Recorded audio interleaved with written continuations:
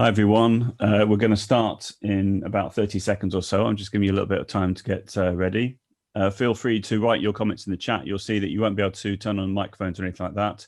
But if you want to say hello, please write it in the chat. Please let me know where you're from, what languages you're teaching. Apparently, over 700 people have registered. So we normally get about half the numbers. So I'm expecting about 350 or so. I see there's 200 in the room right now and it's climbing all the time. So no pressure at all. And it's really lovely to be here. So I'm just going to wait a couple of seconds before we start, if that's okay, just to make sure that everyone's got the screen loaded up for you. And welcome to the Language Show Online. It's lovely to be here. Fantastic. Yeah, wow, yeah, the numbers are going up and up. I've got my Twitter open as well, so feel free to tweet during the session, and I'll be monitoring the chat the whole time on my second screen.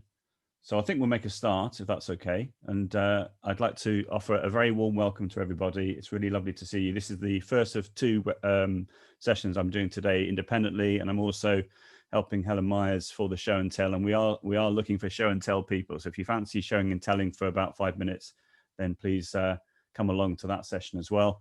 And let's go for it. Okay, so again, thank you for coming. As I'm sure you all know, I've spoken at the Language Show many, many times over the years. But my background is I was a languages teacher for 13 years, teaching secondary school level for 3 years, and then 10 years at a middle school on the Isle of Wight, where I am right now. And it's a very horrible rainy day here. As they would say in Scotland, it's very dreich. And they're not very nice. It's lovely to be inside in the warm, speaking to everyone here. It's lovely. So for the last 10 years or so, I've been an independent languages consultant. And normally I travel around the world running training on the use of how technology can be used to enhance language learning. But of course, as of March, as of lockdown, as of the pandemic, I wasn't able to do that. And I had to turn my business on its head and make a living through webinars. So I'm a little bit zoomed out, but it's all good. And let's make a start. Also, my Twitter handle there is @JoeDale. I surpassed 30,000 followers a couple of weeks ago, which is a bit crazy, but I have been on Twitter for 13 years. And my email address is joedale@talk21.com. And let's go to the first slide. So this is what we're going to try and do in the next 45 minutes or so. As you can see, we're going to be looking at a variety of different tools, all of which have been showcased by the MFL Twitterati. If you haven't heard of the MFL Twitterati, where have you been? No, we haven't heard of the MFL Twitterati. It's a community of language teachers, language consultants, and language organizations from the UK and from Ireland. The hashtag has been used by teachers from all over the world for many, many years. And I always recommend people taking the 10-minute challenge, which is having a cup of tea or a cup of coffee or your beverage of choice while checking the MFL Twitterati hashtag. And probably every time you do that, you'll come up with a really nice gem that you can put straight into your teaching. Okay. Right. The first thing I was going to talk about, I mentioned the pandemic starting in March. I thought it'd be a really good idea for me to put together a comprehensive Google Doc with all the different articles and links and tutorials that I was coming across on social media, on Twitter and on Facebook.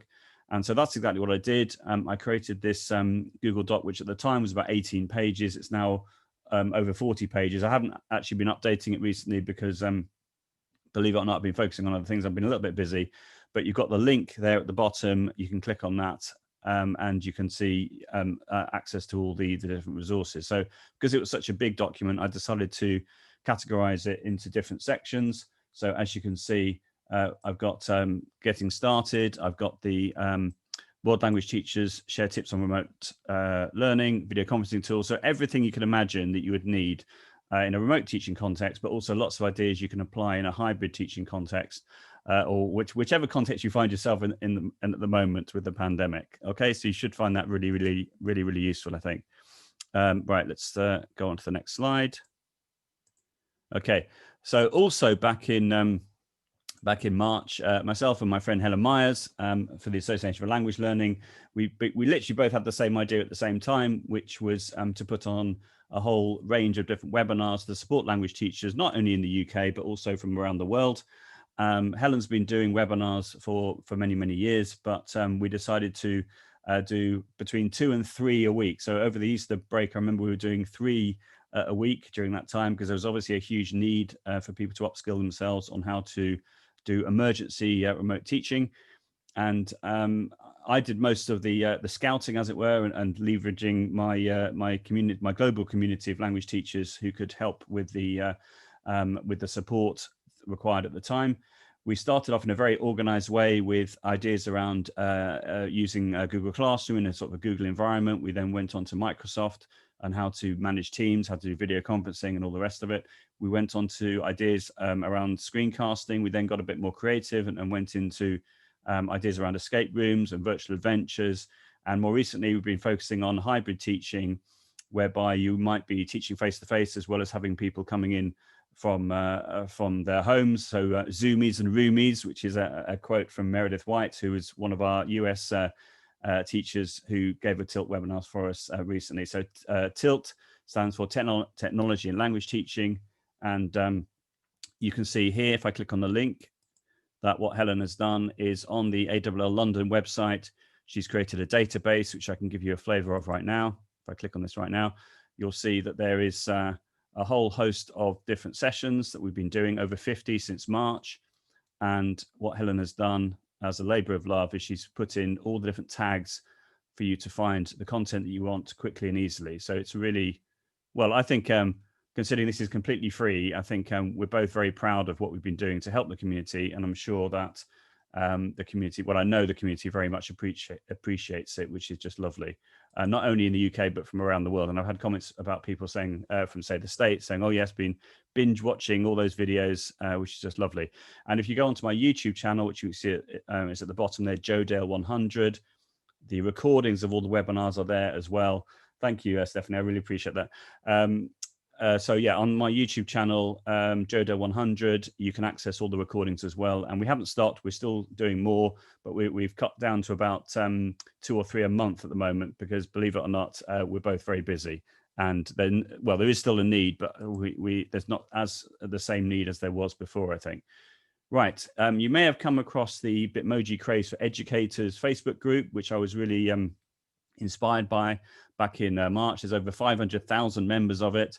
And one of the things which I particularly liked was the way in which some of the teachers were using the iMovie app for iOS, iPhone and iPad, and using the trailer option in the iMovie app in order to create an advert or presenting a learning objective or giving feedback to students. So I thought, yeah, that's brilliant. So I took some Bitmojis using the Bitmoji Chrome extension, and I made this little 1-minute advert for the TILT webinars, just to clarify, what was happening at the time back in March, and then what we did about it. And you may recognize yourself if you shared one of your Bitmojis with me at the time. Here we go.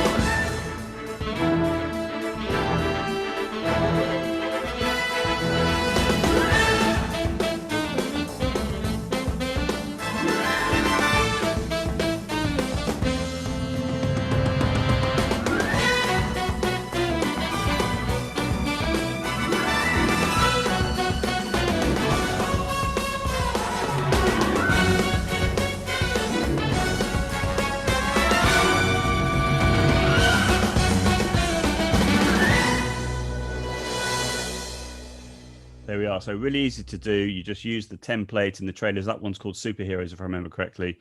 And yeah, very simple to put together that sort of little advert, as it were. Okay, so I'm gonna drill down into a couple of tools which have proved really, really useful during the lockdown. So this is Flipgrid. Jane Bassnett, who is head of languages at Downhouse School. She's also the digital lead across her whole school. So I'm sure she's been incredibly busy as well. She works in a Microsoft Showcase school. Flipgrid is a Microsoft tool, which is particularly good for asynchronous speaking practice. If you have used Flipgrid before, please share top tips in the chat. But as you can see on the left-hand side there, you've got Jane, who is combining her video with an image and annotating over the top. So you can see that in this example, she's going over some grammar. It's actually the simple future, I think, in French. So she's creating like a flipped model In other words, the students can access that asynchronously whenever they need to, remind themselves of the grammar point that she's going over there, which is wonderful. That's officially called a Flipgrid short, which is like a standalone video. But the basic idea is that you create different grids, which are now known as groups, and different topics. So a topic is like a lesson, and a group is like a class. So you create a group, you make it private. You need to use a Google email address or Microsoft email address to create your account. You can add students as usernames or as emails, but it's a very safe and moderated system to use. On the right hand side there, you've got a screenshot of a grammar point around the perfect tense using être as the auxiliary, again from Jane. So again, she is annotating over the top, she's capturing her voice, and she's got the image. In relation to moderation, before you also start getting worried about videos, you can moderate all the videos if you want to. You can also add filters over the top of the children's faces to make them pixelated. You can also add an emoji over the face, or you can add a picture to cover their face completely. On the left-hand side there, you've got a video from an educator from the States called Sam Carey. Yes, we always get the question about, am I showing the PowerPoint? Yes, I am showing this Google Slides presentation on the last slide, so don't worry, it's all good. Right, so this educator is called Sam Carey, and he has an amazing YouTube channel called the New EdTech Classroom, like that, which I'm just putting in the chat for you. And he's done a video called How to Teach Remotely with Flipgrid, as well as another one which I'm going to mention in a second. But his YouTube channel is a fantastic treasure trove of cool tutorials around EdTech ideas, which you'll find useful. You've got Jess there on the bottom right talking about some of the ways you can use Flipgrid for using whiteboard and blackboard, stop motion animation, screen recording, inking or annotating on the screen, etc., etc. Okay, let's go on to the next slide. So in the next slide, as I mentioned on the right-hand side there, that is actually Sam loving his haircut for obvious reasons. And you can see he's done a video called Assigning Work with Topics and Groups, which is really comprehensive, really fantastic.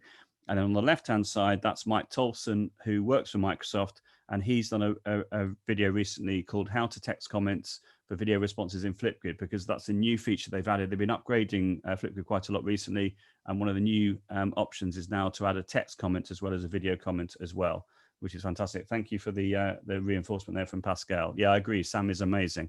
And again, I put the link to the YouTube clips there as well.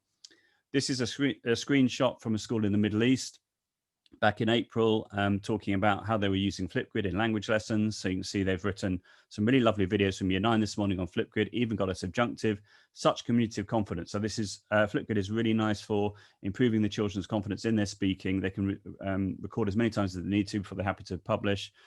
Just fantastic. And there's lots of other creative things you can do with it as well. So you can see that they've said, we may not be face-to-face, but Zoom, Flipgrid, and Google Hangouts are our next best things, which is great. Underneath, you've got the new screen recording feature, which is only available in the web version of Flipgrid, but apparently it's coming soon to the app version as well. And then on the right-hand side, you've got the fact that you have a Chrome and a Microsoft Edge extension, which means you can record your video straight from the browser. I haven't got time to show you the screen recording feature today, but in other videos on my YouTube channel, what I've done is I've gone onto Google Earth, which is why I've got the title there, gone onto Google Earth, and I've been recording my screen at the same time. On the left-hand side, you've got the different icons. I normally click on the one that looks like a dice, which is the I'm feeling lucky option. So if you click on that, it means it will basically take you anywhere in the world. You have no idea where you're going, but you hover over the place, the location that you're taken to. And then you could then ask in the target language, okay, what can you see? And the children might say, okay, I can see a river, I can see a mountain, I can see a city, I can see a volcano, whatever it might be. And then on the right-hand side, bottom right, you've got the little peg man, the orange peg man. And if you drag him on top of the pin, which is on the screen, you'll then go straight into zoom into Street View. And then you can then again say, okay, what's the weather like? What can we see? You might see some signs somewhere. You might see some people. What have they just done? What are they going to do? What are they thinking? So in a way, this is a type of way of practicing the GCSE photo card, but by using Google Earth. So it makes it even more dynamic. That's the idea. Okay. So let's carry on. This slide is for if you're using Microsoft Teams or Google Classroom. Whenever I'm presenting about a different tool or app, people always say, does this work with Google Classroom or does this work with Microsoft Teams. And so that's why I put that slide there with some information from Flipgrid, as well as from Holly Clark, who's an educator from the States, giving advice on how you have that integration. So essentially any videos that you share, you get the Microsoft Teams and Google Classroom icon, which you click on to share it straight to those places, which is great to see, I think. This is also something which is important to say, that you need to have parental permission for your students to use Flipgrid. Obviously, it goes without saying that you need to adhere to any e-safety policy in your school, but this is the official form from Flipgrid, which you can then send to parents, get them to give permission, and then you can then ask the children to post their videos onto Flipgrid. But I've talked already about the moderation and about hiding their faces as well. If you go, again, if you watch another video on my YouTube channel, I go through this in detail, but I'm just giving you a flavor today. I don't have time to do that today. Right, so believe it or not, during lockdown, I was asking the MFL Twitterati lots and lots of questions.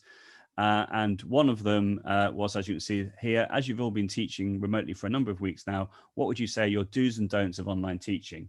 And then the second question I ask in the middle, how do you ensure interaction with your students when teaching either synchronously or asynchronously? So what I've been trying to do during the pandemic is identify different themes, think about ways in which I can help, different suggestions that I can give to support individuals or departments or districts or what have you.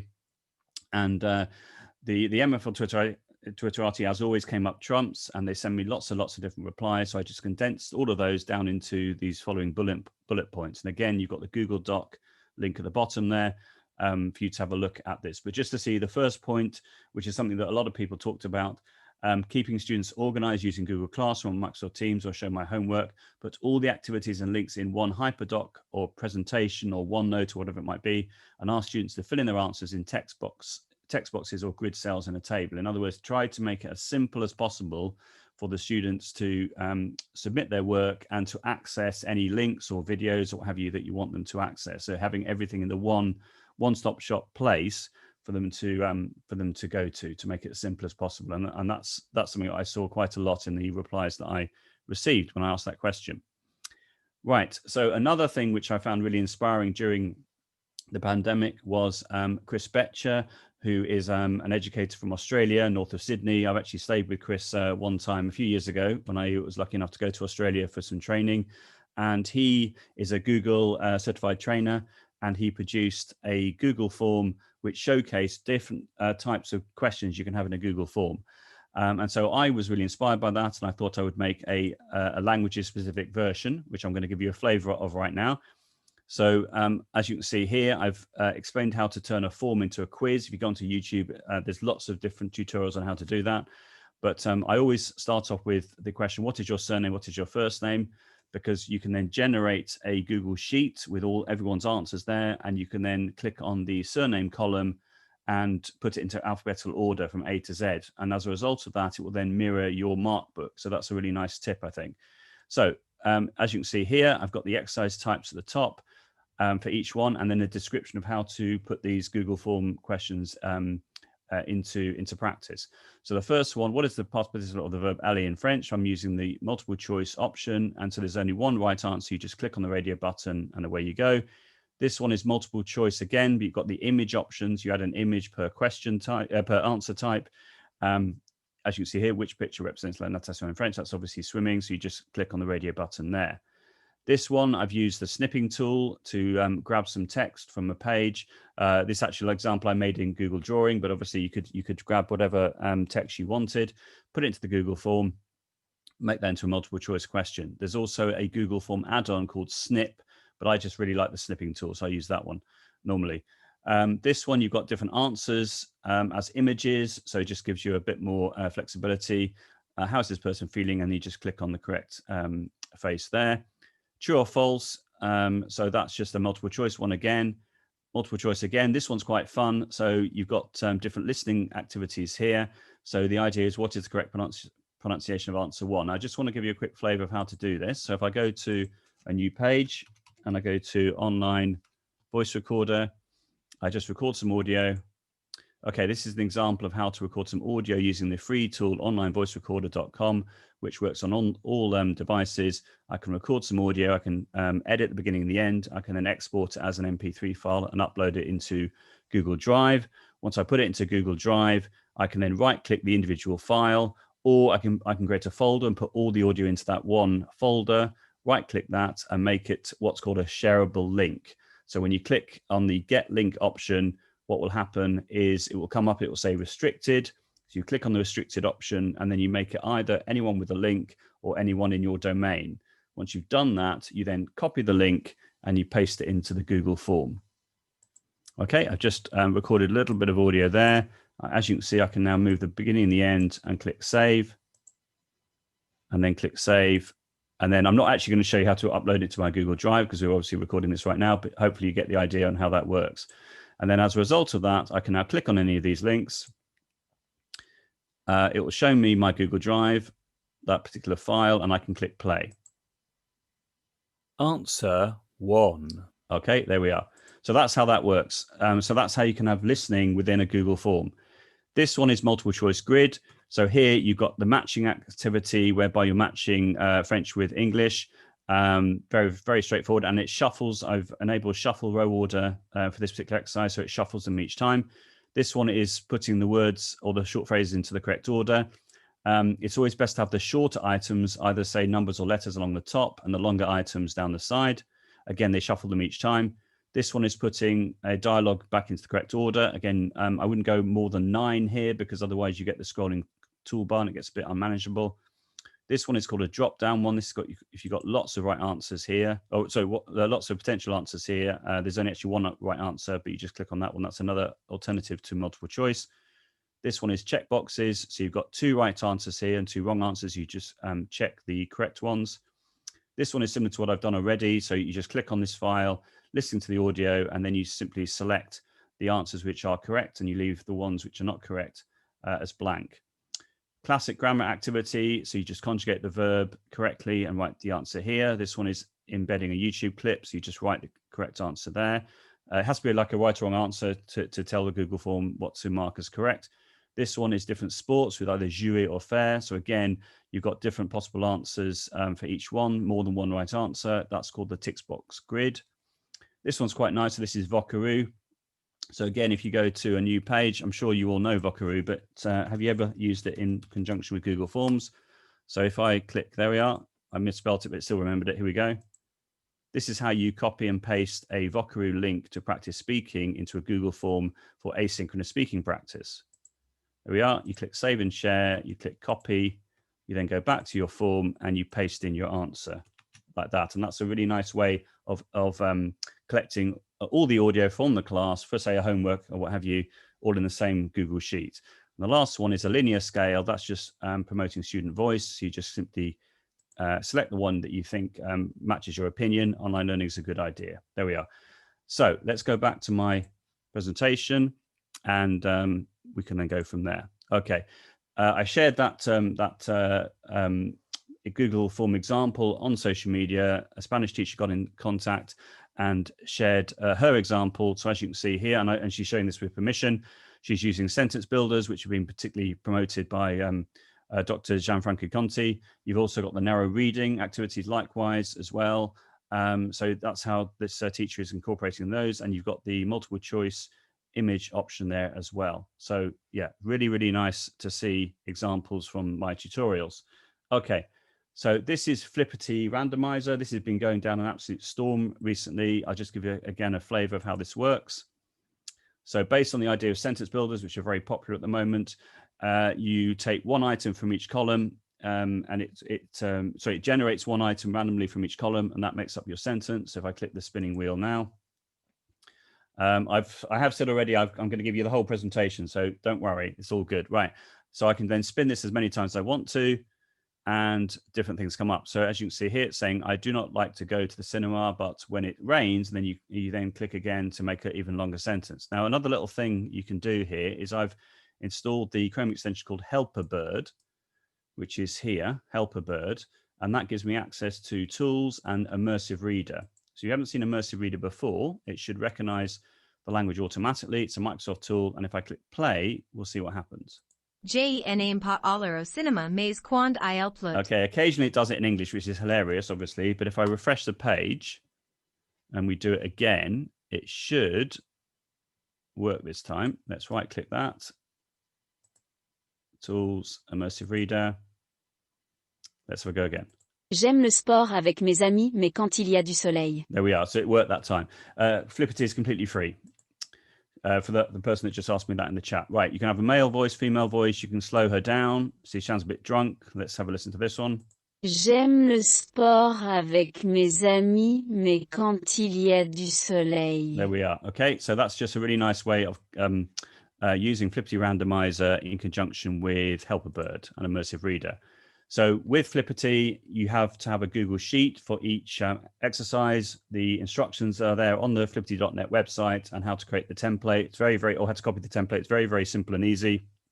So this is the example that I used, and I turned it into a Flipgrid Randomizer exercise. Right, here's some feedback from different teachers in the MFL Twitterati. So you can see here that Alice Smith School are saying, thank you to me for the Flipgrid recommendation. Our year sixes have enjoyed experimenting and generating sentences using the vocabulary that Giddings Polly had imported. Miss B German is saying, we had time phrases, pronouns and verbs and span it to get the sentence we had to create, which is great. Jade is talking here about Mike Elliott's video, which I'm going to show you in a second. Mike's probably watching right now. If you are, thank you for your video, Mike. And again, Jade is then talking about using sentence building in relation to Flipgrid. Okay, this is Mrs. Bellacat, Catherine Bellas, who's a friend of mine who sent this information to me about how she's using Flipgrid in her classroom. So I love this sort of like step-by-step instructions. And you can see here she's using it for practicing the target language as well as for translation. And I love the bit at the end here. P.S. If the wheel generates something ridiculous like Christmas in June or I hate football because it's great, the class shouts n'importe quoi, which is just fantastic, isn't it? Okay. Here's a little video clip. I haven't got time to actually show this to you right now, but I want to give you a flavor of what Mike is doing in this video. Again, I'm going to share the presentation with you, so just click on the link. But basically, Mike is recording the screen using Flipgrid, which is easy to do. You could use things like Loom or Screencastify as well, or other ways of recording the screen. But he spins the wheel. When the random sentence comes up, he then pronounces the random sentence, and then he then translates it into English. So the idea, you could do, say, 10 sentences as a speaking homework, as long as the children knew how to record their screen. But obviously you could model that with them, and then that's a nice way of giving them some speaking practice, pronunciation practice, and translation practice. So again, you can watch the video there in your own time if you're interested. Another way of using Flipgrid is using the exercise called Flipgrid Manipulatives. If I just click on the link right now, I'll give you a flavor of how this works. So you can use Vocaroo to add some audio, which you put into the Google Sheet, which I sort of demonstrated a moment ago. You listen to the audio like this. Last week I went to the cinema to watch the latest James Bond film. It was great. Afterwards, I went to the restaurant.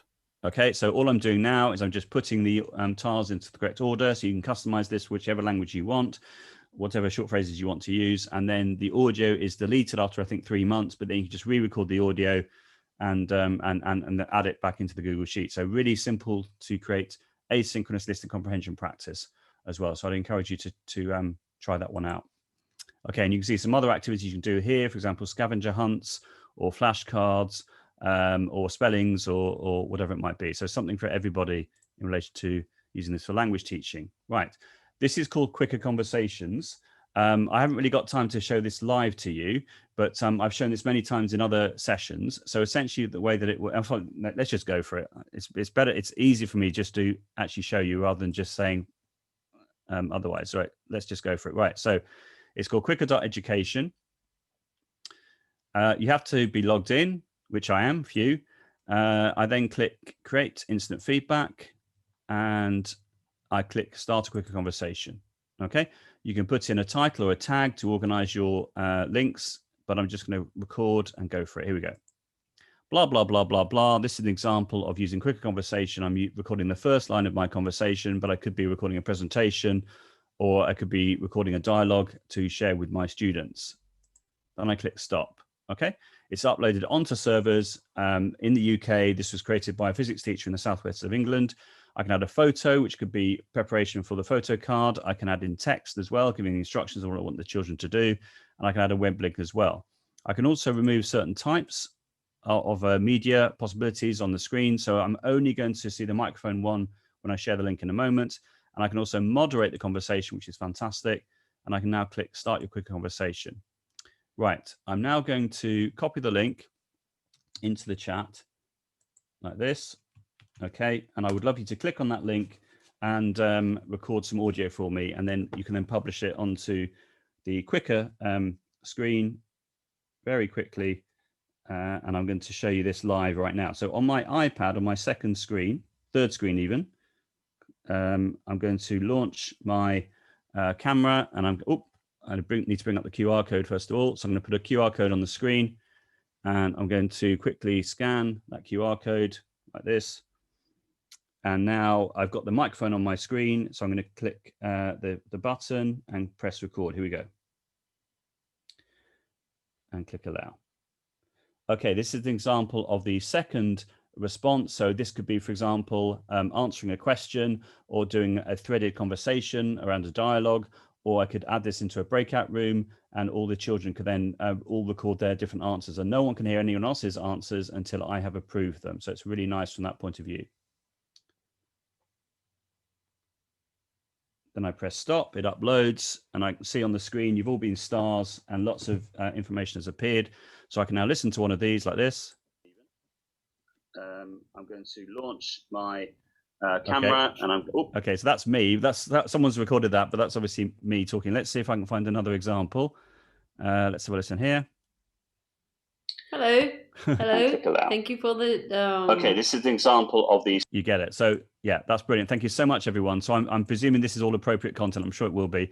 I can approve everything, and it's all then appeared on the screen. So really, really nice way of being able to, yeah, there's obviously too many for me to approve right now, but thank you so much. And then you can lock the conversation at the end like that. And then that means no one else can then add their audio to that. To answer about the QR code, this is just a Chrome extension I've got installed, which is called the QR code extension, if I remember correctly. And that's how that works. Okay. So hopefully that's giving you an idea of how you can use this for speaking practice in a remote context or in a hybrid context. Okay. Brilliant. Here are some screenshots of different tweets that people have shared recently around using QWIQR. You can see here that Karine is saying that she's used QWIQR feedback to record my voice on a QR code, made a gap-filled text in Pages by speaking to my iPad, then blanked out words with Apple Pencil. Students practice their listening and grammar and thinking skills all in one go. Sarah Bell from Invocad MFL is saying, have been exploring different ways of giving feedback when pupils submit photos of work, no tablet or magic pen, but before I pasted into Word, then commented, then today I remember QWIQR feedback, I can live mark and send a unique link to each pupil. Turnbull Modern Languages, also up in Scotland. Thanks, Creative Sammy, for the inspiration. These might be my new thing. Use QWIQR feedback to give detailed pointers to AH, which I presume is their form, on how to improve their essays. And we also did a nice QR code dictate and translation race with Hire. You've got Claire Wilson there, Leo Languages, talking about enjoyed using QWIQR for a speaking homework. Nice to hear some students speaking German given the current limitations in the classroom. Miss Burke, I love being able to continue doing speaking practice thanks to QWIQR feedback. I particularly like the emphatic "Hola, señorita" at the start of each recording.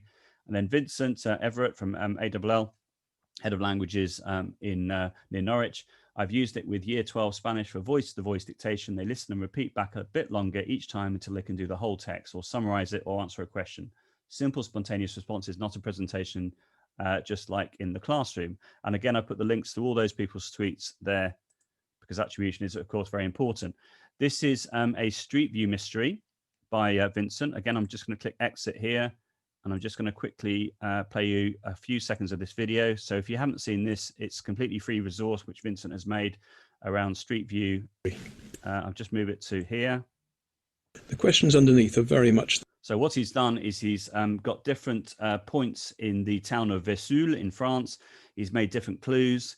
and he's got the clues in the target language as text, but also he asked the MFL Twitterati if they could record some audio. I think he only asked native speakers, I think, if I'm correct. And so different members of the MFL Twitterati played the role of the old man or the old woman or the young girl, recorded their audio, and then he's included the QWIQR feedback QR code on the resource so the children can listen to the audio as another way of solving the clue. So it's sort of a multimodal approach, which is just really fantastic. And again, you can download his content on the TES website for free. Okay, here's an article which I wrote for the Linguoscope Facebook group, Modern Languages Teachers Lounge, which at the time was public, is now private. So I've now added that article into a Google Doc, which I've got at the bottom of the screen. And this took me a couple of days to write. It's essentially condensing lots and lots of different bits of advice around speaking ideas using technology according to whether you are using a Google environment, a Microsoft environment, or a cross-platform environment. So you should find that very useful as well. This is another website which we included within our Tilt webinars. So this is by Paul Rain from Japan. He's a Japanese lecturer, and he's created this website called teachertools.digital.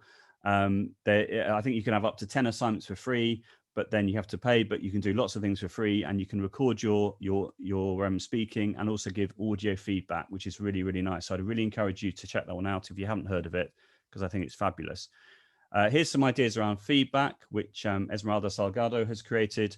So you can see that she's got a fantastic blog called MFL Craft. She's Botones Salgado on Twitter, and she's been amazing during lockdown, as well as people like Jane Bassnett and other people. So here are some ideas about feedback using technology, but it's very much research led. So she talks about the work of John Hattie. Dylan William is a nice, another great person to look for ideas around feedback as well. And yeah, she's got some techie solutions on how to do feedback in a remote context or a hybrid context.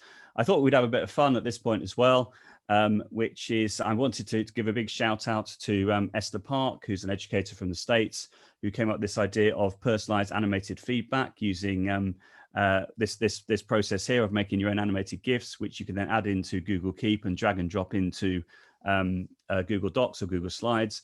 And so I've made my own version, and I've done a literal step-by-step guide according to different platforms that you're using. And I'd really encourage you to have a look at that. If you have a look at Meredith White's Twitter account as well, who's again has been a speaker at our Tilt webinars. She's been doing lots of these recently, and it's just quite a fun way of giving more personalized feedback, I think. And again, you've got some links there, some different YouTube clips describing how to do that, or examples of people doing this. Okay, Whiteboard.fi has also proved incredibly popular by the MFL Twitterati. So if you haven't seen it, essentially you create your class, you give the students the link or the code, they get all their individual whiteboards, they write on their board, and it all appears on the main screen. So you could again use that in a remote teaching context or in a hybrid context with Roomies and Zoomies. I've got some quotes here from different people in the MFL Twitterati. My favorite one is the one on the left-hand side, Ms. Ganzorn, saying, thank you very much. I will think about ways I can use it in my class. Thank you again for Whiteboard.fi. It is the highlight of my lockdown. I think my year 10 will be forever grateful to you for it, which is just fantastic.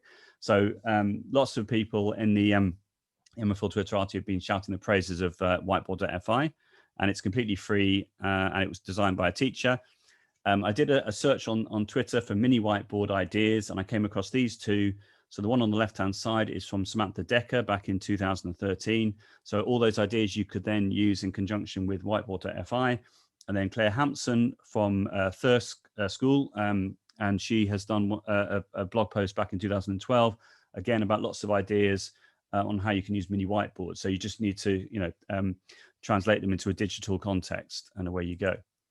Right, we've got enough time to watch this whole video. So I asked teachers during lockdown if they'd experienced a pedagogical paradigm shift during lockdown and how it had changed, all the different things they've been trying.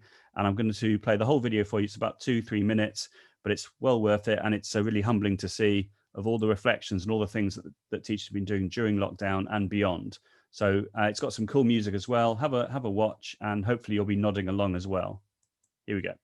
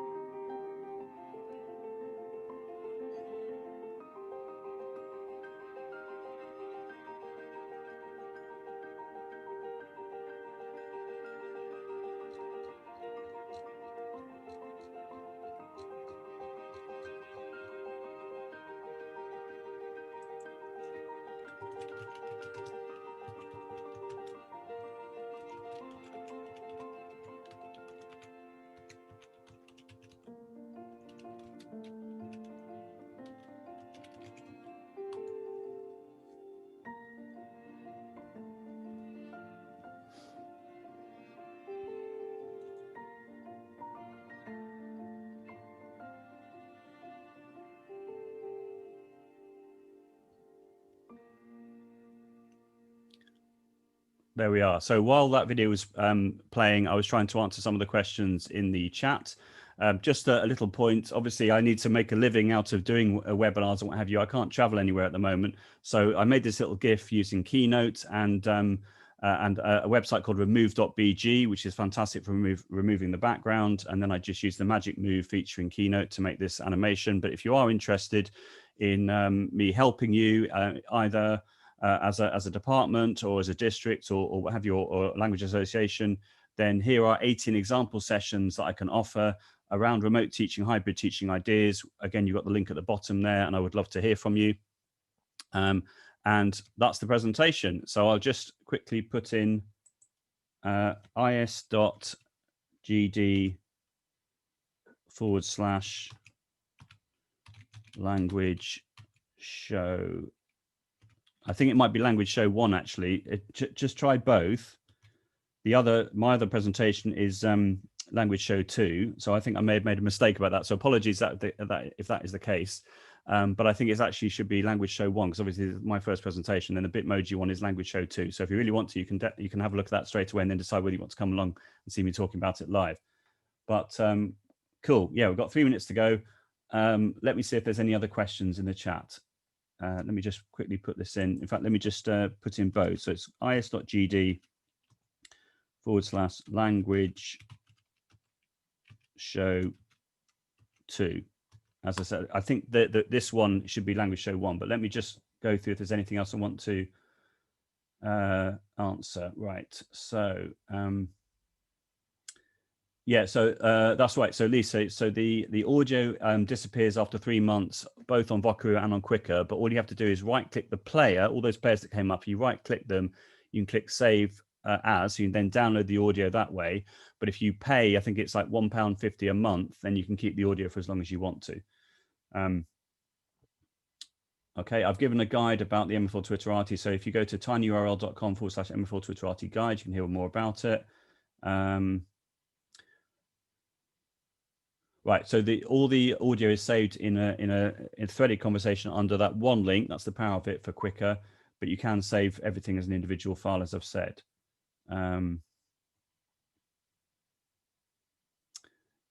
Right, so yeah, so the link, all the links in my slides will be clickable.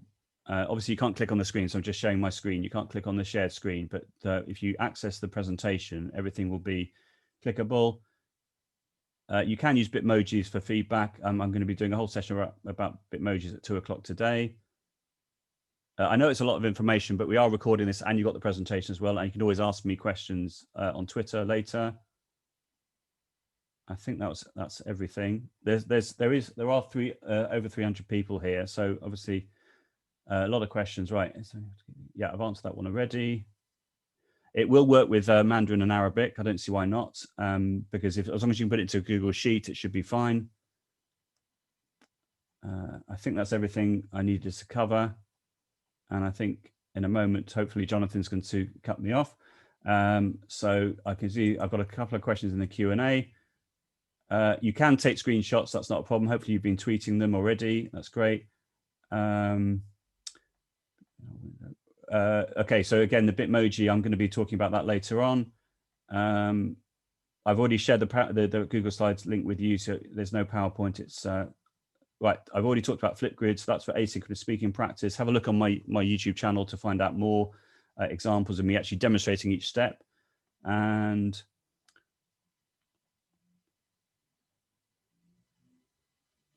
okay, there's okay, I've been asked about pronunciation practice. There's a website called Forvo, Forvo, which gives pronunciation practice. You'd have to check out whether it's appropriate for primary age students, but I would do what Vincent did, ask some people using QWIQR Conversations to record their audio for you to pronounce different words. And there's also the voice selection options in iOS and Android and Windows to play audio back with pretty good model pronunciation. Help a Bird Immersive Reader is a really nice way of doing that as well. Okay, we've gone over time, so I'm going to leave the session now. Thank you ever so much, everybody. I really, really appreciate it. And Thank you so much for coming along. And if you want to see me again, I'm on again at 2 o'clock, as well as the show and tell. If you want to come along to the show and tell, that's at 5 o'clock. And we are looking for showers and tellers. So it'd be lovely for you to share some good practice as well. Thank you so much, everybody. Take care and bye for now.